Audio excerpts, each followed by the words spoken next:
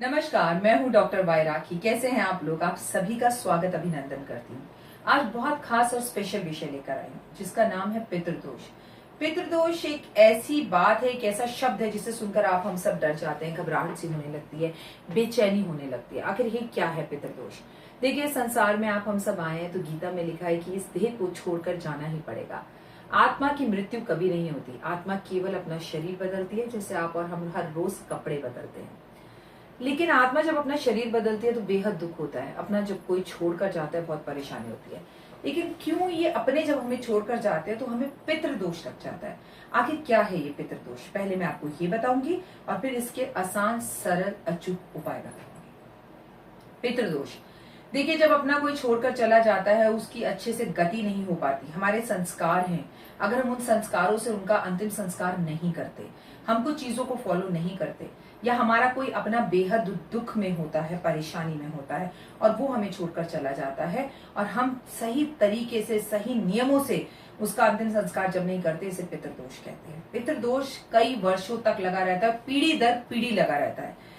इसके सिम्टम्स क्या हैं? घर में बच्चों का जन्म ना लेना, या घर के अंदर एक ही लिंग का जन्म लेते रहना, जैसे बेटियां बेटियां बेटियां ही होते रहना, बेटे बेटे बेटे ही होते रहना, तो ये एक कारण है पितृदोष का।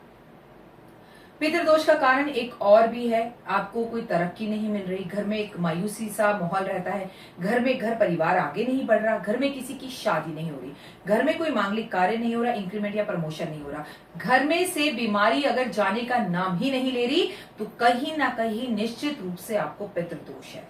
ये पितृदोष, ये सब रीजंस है। इन पितृदोष से बचा कैसे जा सकता है? क्या किया जा सकता है किस पितृदोष के लिए उपाय?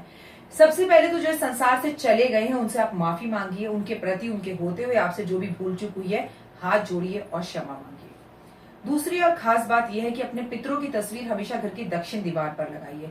मैंने बहुत से घरों में देखा है कि लोगों के घर में पितरों की तस्वीर या तो अक्सर मंदिरों में होती है, मतलब घर के मंदिर में होती है, या फिर बेडरूम में होती है। पता ही नहीं जी कहाँ होनी है, कहाँ नहीं होनी, कहीं भी रख देते हैं। पर ऐसा ना कीजिए।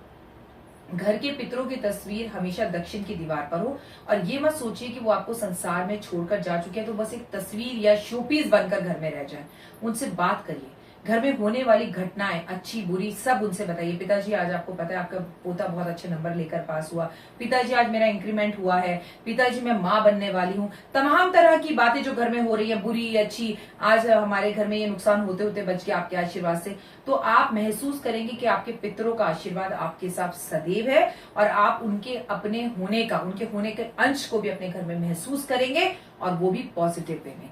चलिए, जीते जी तो आपने उन्हें नहीं पूछा, कम से कम उनके जाने के बाद अपने बच्चों को उनकी अच्छी और बुरी कहानियां बताइए। मतलब उनमें जो कमियां थी वो भी मुस्कुराकर बताइए, लेकिन उनकी क्वालिटीज भी बताइए कि वो आपको बचपन में कैसे पालते थे, कैसे खिलाते थे, उस समय में घी कितने रुपए किलो आता था, दादाजी क्या करते थे, नानी का स्वभाव कैसा था, नाना कैसे थे, तमाम, मामा, चाची, कोई भी हो सकता है।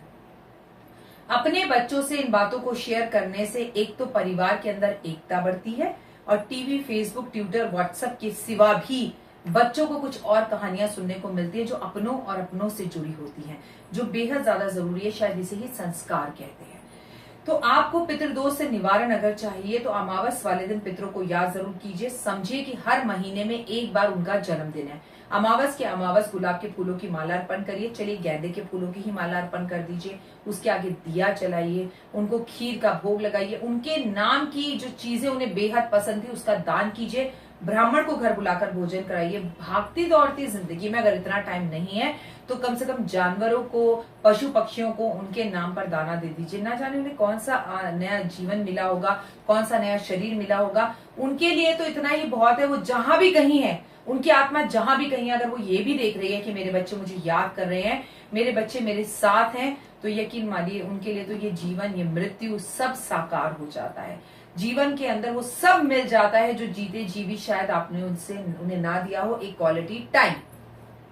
तो अपनों के साथ जरूर जुड़े। अगर आपके परिवार में पितृदोष है तो सबसे पहले इसकी पूजा अर्चना करवाएं। ये हरिद्वार में भी करा सकते हैं, या गंगा के किसी भी घाट पर करवा सकते हैं। सही तरीके से करवाएं। अगर आप धनवान हैं और पैसे की आपके पास कमी नहीं है तो अपने पितरों के नाम पर गौ दान भी जरूर करें। आप ऐसा करने से भी आपको बेहद ज्यादा लाभ होगा। पितरों के नाम पर कपड़े जरूर दे। जैसे जैसे मौसम बदलता है, अब जैसे गर्मी का मौसम आ गया है, खरबूजा और तरबूज या आम बाजार में नए फल आए हैं, तो अपने पितरों के नाम पर आम, खरबूजा या तरबूज जो है उसे आप गरीबों में दान करें। उन लोगों से मुलाकात करें जो उनके मित्र थे, उनके दोस्त थे, उनकी कुछ बातें कीजिए, गुफ्तगू कीजिए, लोगों को घर बुलाइए और चाय पर उनके साथ गप्पे शप्पे कीजिए। कहते हैं एक जो शमशान घाट है, एक ऐसी जगह है जहां पर कभी रौनक नहीं होती, वो सुनसान पड़ा रहता है। ऑब्वियसली जब किसी की मृत्यु होगी इंसान तभी वहां जाएगा, सही कहा ना मैंने। तो ऐसे में आपको करना क्या है कि अपने घर को शमशान घाट बनने से बचाना है। मेहमानों को घर बुलाइए, उन्हें बिठाइए, भोजन कराइए और खुद भी मेहमान बनकर किसी के घर जाइए। वो घर जहां पर मेहमान नहीं आते, वो घर बिल्कुल शमशान घाट के बराबर है। अपने घर को शमशान घाट ना बनाए। अमावस पर अपने पितरों के नाम पर तर्पण छोड़े। श्राद्ध जो साल में एक बार आते हैं उस समय पर अपने पितरों का श्राद्ध जरूर करें।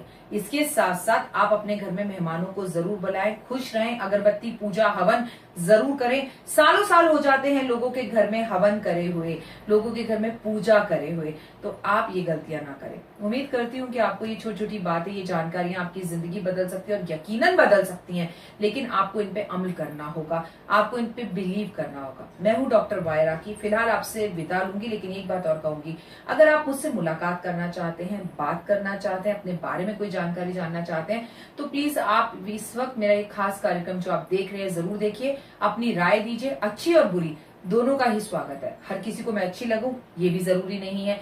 इसके साथ साथ आप मुझे कांटेक्ट करने की कोशिश कीजिए फेसबुक पर, मेरी वेबसाइट पर, व्हाट्सएप पर, और मुझसे मुलाकात कर आप अपनी जिंदगी के बारे में बहुत कुछ जान सकते हैं और बदलाव ला सकते हैं। फिलहाल आज के लिए जय माता।